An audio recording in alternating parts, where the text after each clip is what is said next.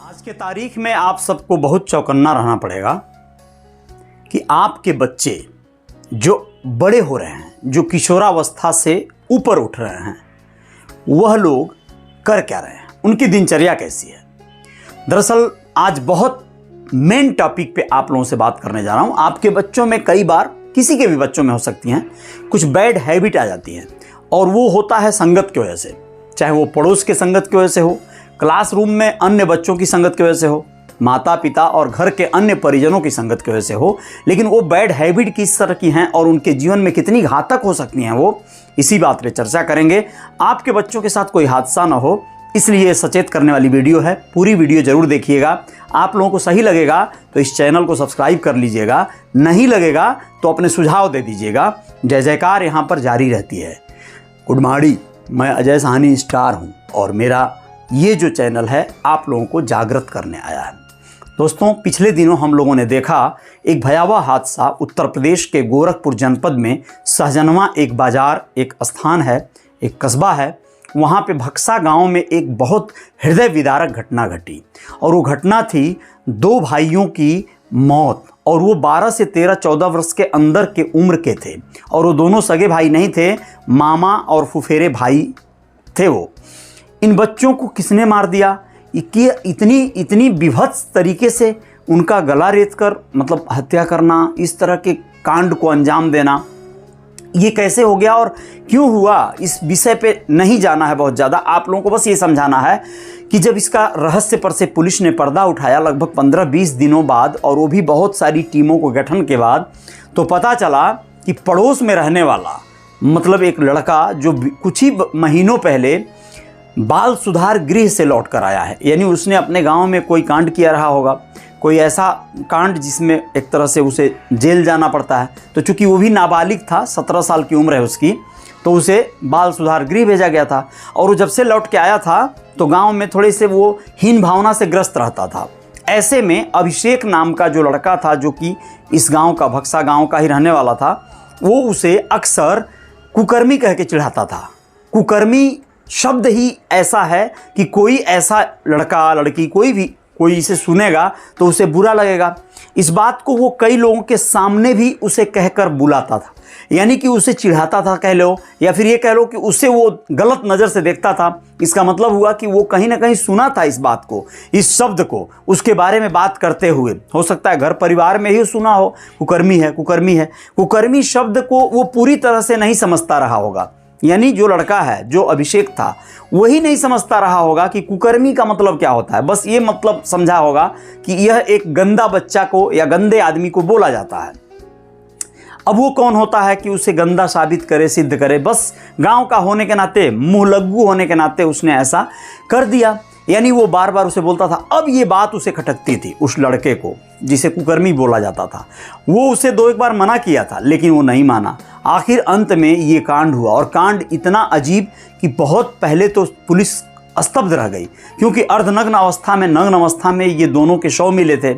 आप लोगों को बताएं कि उसमें अभिषेक तो मारा ही गया, साथ में वो लड़का जो प्रिंस नाम का था, उसके बुआ का लड़का था, वो संयोग से अपने मामा के घर आया था। और ये दोनों बच्चे साइकिल से घूमने टहलने जाया करते थे, खेतों की तरफ जाया करते थे। जब ये एक दिन खेतों की तरफ गए तो उसके बाद लौट के नहीं आए। बाद में दूसरे दिन उनका शव मिला था। ग्रामीण स्तब्ध थे, बहुत सारी मतलब जांच पड़ताल पे हो हल्ला हुआ, नेतागिरी हुई, लेकिन अंजाम आया अंत में पुलिस के द्वारा। क्या आया जानते हैं?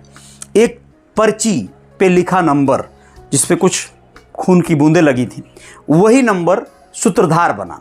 पुलिस ने जब उस नंबर पे कॉल किया तो पता चला कि वो नंबर कप्तानगंज में किसी व्यक्ति का है।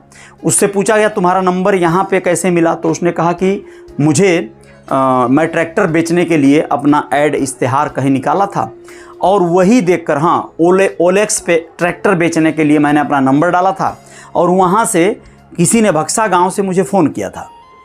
अब जिस नंबर से भक्सा गांव से फ़ोन गया था, उस नंबर की तफ्तीश की गई तो उस गांव का एक आदमी निकला। उस आदमी से जब पूछताछ हुई तो पता चला कि वो बोला कि मेरे नंबर से एक लड़का, मतलब उसी गांव का वही लड़का जिसको कुकर्मी कहा जाता था, उसने फ़ोन किया था। अब उस लड़के की पड़ताल जब शुरू हुई तो पता चला ये वही लड़का है जिसके घर जब डॉग स्क्वाड लेकर पुलिस पहुंची थी तो कुत्ता सूंघते हुए लोकेशन को उसके घर भी गया था, और वो लड़का कांड करने के बाद से ही गायब था। गायब कहाँ था? कुछ लोगों ने कयास लगाया कि गुजरात में उसका भाई रहता है, वहाँ गया है। पुलिस की एक टीम वहाँ पहुँची, पता चला वहाँ नहीं पहुँचा है।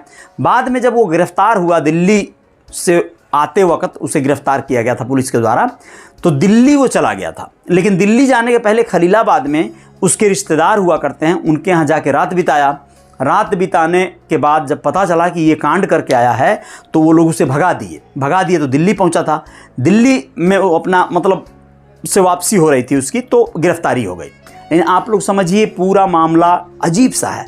वो कांड अपने एक दोस्त के साथ किया था जो दूसरे गांव का है। वो दोस्त को मिला के चाकू छुरी खरीद के बाजार से लाया था। स्पेशली वो सोच लिया था कि अभिषेक को मार देना है। अभिषेक को मारा, लेकिन प्रिंस को क्यों मारा? प्रिंस को इसलिए मार दिया क्योंकि प्रिंस पूरे इस मामले का चश्मदीद था, यानी उसने इस कांड को होते हुए देखा।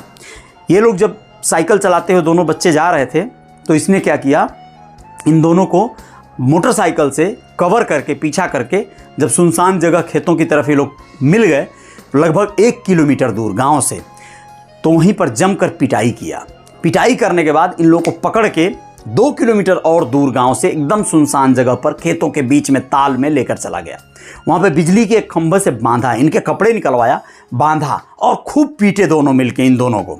इतना मारे कि ये लोग ऐसे ही अधमरे हो गए। लेकिन इससे जी नहीं भरा, इन दोनों के कपड़ों से इनके हाथ पैर बांधे और बांधने के बाद इनके मुंह में भी कपड़ा ठूंसा, अभिषेक का गला रेता, और इसके बाद उसे लगा कि ये जो प्रिंस है ये तो देख ही लिया है तो इसको भी मार डालना चाहिए। ये था कांड। मैं आप लोगों से ये बात क्यों कह रहा हूँ, क्यों सुना रहा हूँ कहानी? सिर्फ इसलिए कि आप पता करिए, आप देखिए कि आपके बच्चों में भी कोई बैड हैबिट तो नहीं आ गई। यानी किसी का मखौल उड़ाना, किसी का मजाक उड़ाना, किसी को अपशब्द कहना। कहीं अगर आपके बच्चे ऐसा कर रहे हैं तो न जाने क्या चल रहा होगा उसके मन मस्तिष्क में, जिसका मजाक उड़ाया जा रहा है, जिसको बोला जा रहा है। भले वो आपका रिलेटिव हो, भले आपके घर परिवार का हो, भले वो आपका रिश्तेदार हो, लेकिन अगर आपका बच्चा उसके साथ मुहलग्गू हो गया है, बहुत ज़्यादा उसके साथ कुछ ऐसी हरकतें कर रहा है, तो आप नोटिस कीजिए और अंकुश लगाइए, देर न हो जाए उसके पहले। ये घटना ये सबक देती है कि आप लोगों को चौकन्ना रहना होगा, बहुत निगरानी रखनी होगी, क्योंकि न जाने कौन किस रूप का, किस मानसिकता का निकल जाए, किसके दिलो दिमाग में कितना भयानक तूफान चल रहा हो। तो ये बात आप लोगों को बताने का सिर्फ ये आशय था। ऐसी तमाम घटनाओं से बचना है आपको, तमाम घटनाओं से सजग रहना है, जागरूक रहना है। रियल रिपोर्टर न्यूज़ पे तमाम जय जयकार इस तरह की लेकर आने का प्रयास है। आप लोग मुझे फेसबुक पे देख रहे हैं तो फॉलो कर लीजिएगा, अगर आप लोग यूट्यूब पे हैं सब्सक्राइब कर लीजिएगा चैनल को। जय हिंद, जय भारत। आएंगे कुछ और बातों के साथ। गुड बाड़ी।